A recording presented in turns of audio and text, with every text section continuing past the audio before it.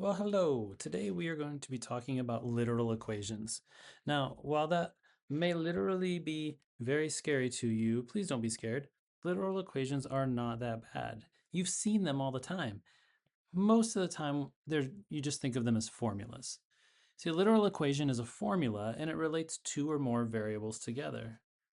Now, we like to use these formulas to solve for specific variables. And what that's going to do is it's going to help us to understand how one variable affects another variable. When you change one variable, how does that affect other variables? And what that's going to do is help us to make informed decisions about money, health, and even long-term investments. You can see down here at the bottom of the page, we have a couple examples of some literal equations. And so like I equals PRT, A equals P times, these are compound interest and simple interest formulas. So these are some formulas that you can use to help determine how long you need to leave money invested in order for it to grow to a certain amount. Maybe something like that. Solving literal equations for specific variables requires getting that variable alone. This is something you should be pretty comfortable with. In the past, a lot of times you've isolated a variable for x. Well, now we're just going to be isolating it for other variables, maybe I or maybe p. So to do that, we're going to use the exact same processes that we've done in the past. Maybe if you add 3 to both sides, or maybe if you add 6x to both sides, we're still going to do that same thing. Maybe this time, though, you might be adding a p to both sides or dividing both sides by r, something like that. So you can rewrite literal equations to, to meet the needs of any given situation. The first one that we're going to look at here is the simple interest and compound interest formulas. So our simple interest formula, I equals PRT, is one that relates the interest to the principal, the rate, and the time. Interest is just the extra money that's paid or that you pay to use someone else's money. Principal might be the initial investment. Rate is usually a percent, or a decimal, and then time. So what happens is maybe you borrow money from a bank and you've got to pay it back with interest. In this form, I is written in terms of PRT. We can say this has been solved for I, or you can say I is written in terms of PRT. Those two things are kind of the same thing. So to solve the simple interest formula for P, what I'll do is look at my formula, I equals PRT. I'm going to rewrite it down here just so that I can work with it. So I equals PRT. Keep in mind, these variables, P, R, and T, they're all written right beside each other, and so that means they're being multiplied together. So if I want to isolate this for P, I want to get this P alone, that means that I need to undo whatever's being done to it. In this case, I'm taking P and multiplying by R and T. To undo multiply by R and T, I will divide both sides by R and both sides by T. What happens here is R divides by R and becomes just 1 or reduces out. T divides by T, that reduces out. And all that I have left on the right side is P, and on the left side I have I over RT. So in other words, this form finds the principal. Okay, so in a case like this, I might use this if I want to know how much do I need to invest now to earn a certain amount of interest. We say this formula has been solved for P. Right now, P is written in terms of I, R, and T. The other financial formula we're going to look at is this compound interest formula over here on the right. So this is a formula that banks will use to figure out how much money to pay you. If you put your money in a savings account and just let it sit for a while, after a few months, if you don't touch it, you'll come back and you have even more money. Yes, that's true. You can look it up. Now, I will tell you that a lot of banks don't pay very high interest, but it is a thing, and this formula tells us how to do it. You'll notice that some of the variables are the same as before. For example, we have a P, we have an R, and we have a T. Those are the exact same variables as before. This time, though, we have a couple others in addition to that. This formula relates A, which is the future value, to the principal or the present value. R is the rate. Now this next one here, the compound frequency, N, that refers to how often they pay you interest. A lot of banks might do this monthly. Some banks do it quarterly, whatever. Might even do it daily. So N will change based on how it's compounded. And then T for time. In this form, A is written in terms of all of the other variables we have, P, R, N, and T. If we wanted to solve this formula for P, what I'll do is rewrite the equation again, just like it was before. So for that, we'll say A equals P times 1 plus R over N to the NT power. Notice what these parentheses right here mean. This right here is being multiplied with that P. So what we've got to ask ourselves is, if we want to isolate the P, it does say solve the formula for P. I want to get that P all alone. I've got to undo whatever's being done to the P. And right now, P is being multiplied with that whole expression. So what I'm going to do is divide the whole right side by this expression. 1 plus r over n to the nt. And whatever you do to one side, you have to do to the other. So we'll write 1 plus r over n to the nt power on the left side. Just like before, this whole factor, will cancel with this one. And all that's left now on the right-hand side is P. P has been isolated. And on the left side, we have A over 1 plus R over N to the NT power. So just like before, we can say this form finds the initial amount, the principal, the initial investment that you would have to have in order to end up wherever you want to go. Okay. We say this formula has been solved for P, or P is written in terms of A, R, N, and T. All right, let's keep going here. This next formula is another one that looks very intimidating. This is the mortgage payment formula.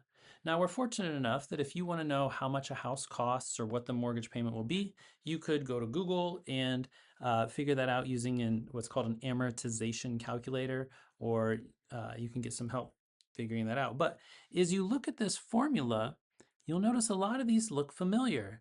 We still have R, that's the same R as before, that's our interest rate. We still have N, that's the number of times it's compounded. We also have T, right? So these are actually, all these formulas that we've looked at so far, these financial formulas, they do use a lot of the same variables. This is going to allow you to take whatever the principal is, like this is your initial loan amount on a house. If you know that a house costs $300,000 and you know your rate and the time and all that, you can calculate the payment. So this relates our loan amount to the payment. This form allows us to calculate the payment, meaning you can figure out the monthly payment. But sometimes we might be surprised, like, oh man, I can't afford that. So if we were to switch things around, if we were to solve this for, I don't know, the principal, and what we would do is we could say, I know how much my monthly payment is. So if I know my payment, how large of a loan or how much house can I afford? So what we'll do is, first of all, I always like to rewrite the formula over again. I do know that this is principal times that amount. So all I have to do, isolate the principal, is to divide by this whole quantity, r over n, 1 minus, 1 plus, r over n to the negative nt power. Whatever you do to one side, you have to remember to do to the other. So we'll do that on both sides.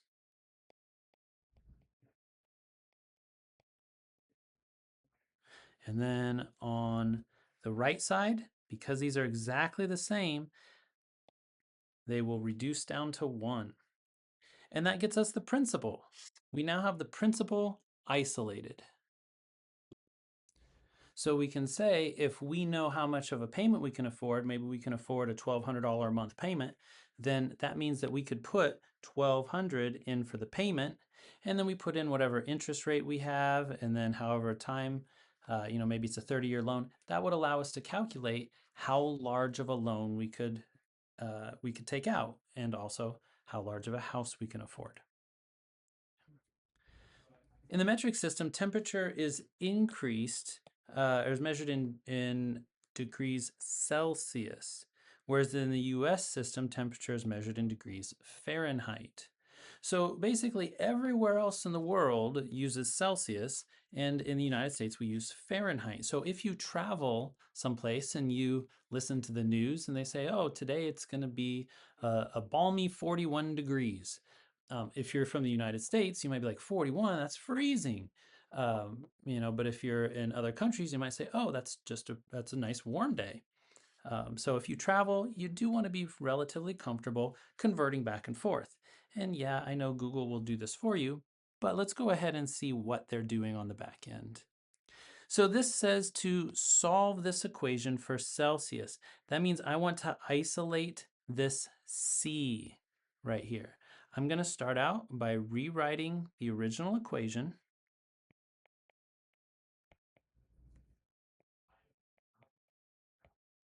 If this is the variable that I want to get alone, I've got to undo the things that are happening to this C. So I've got to isolate the C. My first step is going to be subtracting 32 from both sides. So I'll subtract a 32 from the right side of the equal sign and a 32 from the left side of the equal sign. Now you might say, wait a minute, I can't take 32 away from F. Sure you can. It's just maybe easier than you think. It's F minus 32 equals 9/5 C. The next thing that we're going to do is isolate the C. Now I can do this a few ways. Personally, the way that I like to do it is to multiply by the reciprocal. I'm going to move this over just a little bit, give myself a little room. And what I like to do is to say I'm going to multiply this by 5/9 on the right, and whatever you do to one side of the equation, you've got to do to the other. This would allow us then to say 9 and 9 will simplify down to 1, and 5 divided by 5 also simplifies to 1, and now I have C equals 5/9 times the quantity F minus 32. This allows you to take any degree Fahrenheit, substitute it right in here for F, and then that will allow you to find C. So if you know that it's like 112 degrees outside, you could put that in as 112 minus 32, and then take that answer times 5/9. If you don't like that idea of multiplying by 5/9, real quick, I do want to show you an alternative, just in case it's really doing the same thing, but maybe it will resonate with you a little more. So if I have 9/5 C, what I could do is to multiply both sides by 5. So I'll first multiply this side by 5, and I'll multiply this side by 5. That will then cancel the 5 and the 5, where they'll reduce down to 1. Now what I have is 9C equals 5 times F minus 32. Now that I have 9 times C, I'll divide this by 9. And the 9s will reduce, and I'm left with C equals 5 times F minus 32 over 9. And yes, this is the same thing as this one. They look a little bit different, but hopefully you can see that both of them are multiplying f minus 32 times 9 and then by 5 and then dividing by 9. So we've solved for Celsius. Okay. Let's go down to the next one. These are a couple quotes.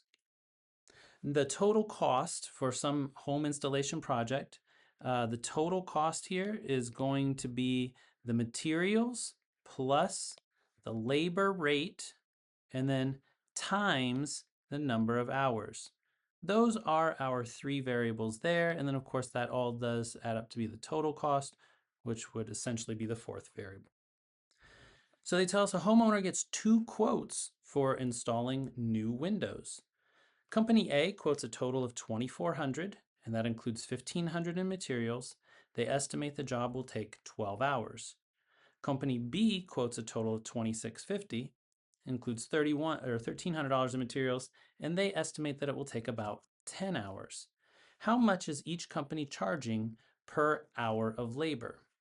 So when we read this question down here, the one that says how much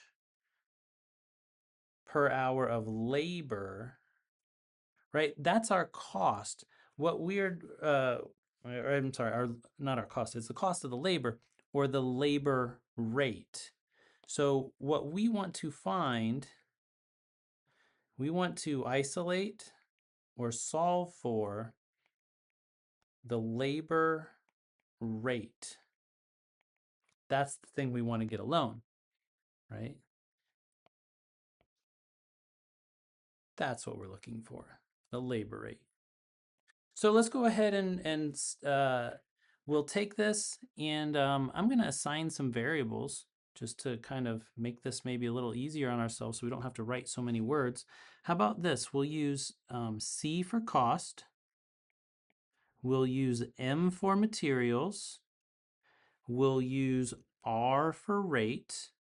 And we'll use T for the number of hours. I like T for time. Okay. So that means that my equation looks like this. C equals M plus R times T. I usually like to define those and write that out, but I think this is sufficient to just write the variable above the equation for now.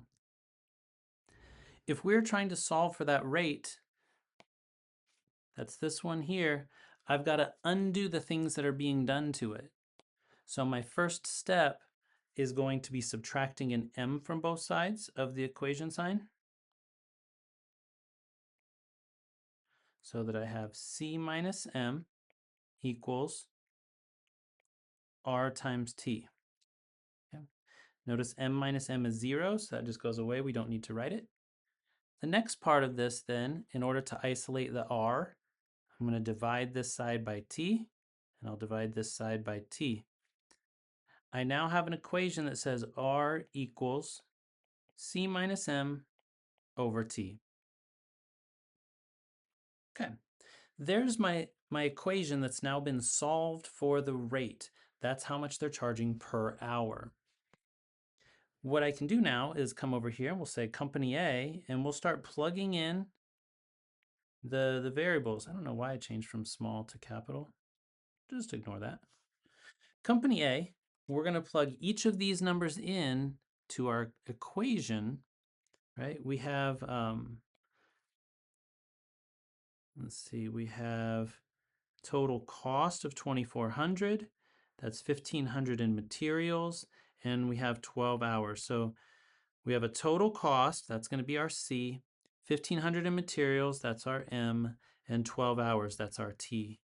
So let's go ahead and substitute those into our equation. The C is 2,400.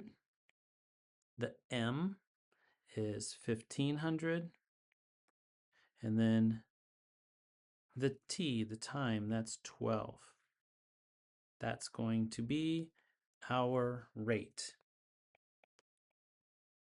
Okay, so I'll use a calculator for this. Oops, sorry about that. We can take 2,400 minus 1,500 So we have 900, and we'll take that divided by 12. This gets us 75. Now, if we were very careful with our labels, which you can see, I actually wasn't careful with them, but remember, this is technically $24, or sorry, $2,400, $1,500, and 12 hours. So what we end up getting is $75 per 1 hour. Like that's what you get when you would take the $900 divided by 12 hours, you get $75 per hour. That's for company A. Company B, on the other hand, they charge just a little bit more. Their total cost is $26.50. They use a little bit cheaper materials, and they believe they can get the job done a little bit faster than 10 hours. So let's go ahead and look here at company B and see what they got going on.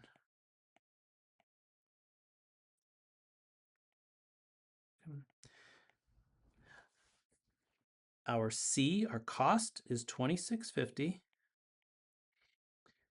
Our materials are $1,300. And then they believe they can do it in about 10 hours. So we get something like that.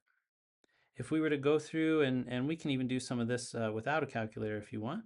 But remember, these are dollars, and this is hours. So if we take $26.50 minus $1,300, that's $1,350. And that's split up over 12 hours. See, they're charging a total of $26.50, but some of that comes off the top. Like they say, hey, we got to go to the store and buy stuff.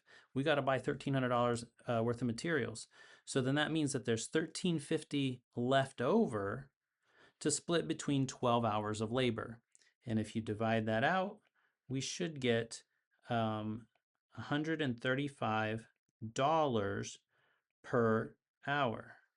So you can write them either way that you want. You can see on this one, I wrote it 135/hour, so $135 per hour. And you can see on the first one, we wrote it as $75 per hour, where we wrote it more as a vertical fraction. I actually, yeah, they're both good. So that's that. Let's jump down here to this last one, burning calories. There's a lot of people that are on diets and they do all types of exercises to try to burn some calories and stay healthier. Maybe you're trying to eat right. Maybe you want to exercise, do all those things to stay healthy, right? That's a good idea. Well, different exercises burn different amounts of calories per hour. You can see walking doesn't burn quite as many calories per hour as jogging, which is different than weightlifting. Now, there are advantages and disadvantages to each of these, but for this problem, we're going to focus solely on the calories per hour. Okay. So it tells us that a fitness tracker uses this formula of C equals M times H, where C is the calories burned. It makes sense. M is the calorie burn rate in calories per hour. And then we also have H is the number of hours. Again, that should kind of make sense. And so if we take the rate times the time, that gets the total number of calories, and that's what this formula tells us. If we take the rate of whatever exercise times the amount of time we do that exercise, we get the total calories burnt for that exercise. So let's see. The first part of this question says, solve this formula for H. When I do that, I always like to rewrite the formula and start from the beginning. C equals M times H. The next thing that I'll do is if I want to solve for H, I want to get this alone, I've got to undo whatever's being done to it. This has the operation of multiplication. It says M plus H. So I'll divide the right side by M, and we'll divide the left side by M as well. What that allows us to do is to cancel out the M's, or they reduce down. Oop, they're gone, right? I still want to leave them there though. And now I have H equals C over M. This is a formula that's been solved for H. Now it says, number 7, to use the formula to determine how many hours. Okay, well that's good because this formula is already solved for hours. That means all I've got to do is take C divided by M for each exercise. The other thing that we're told is we want to burn 500 calories. Well, I know that that's going to be going in for C. I know what that is. So for walking, when I go to use this formula, start with the formula and I'll say, okay, wait a minute. I know that 500 is going in for my C. So let's do that. Let's put in 500 for C.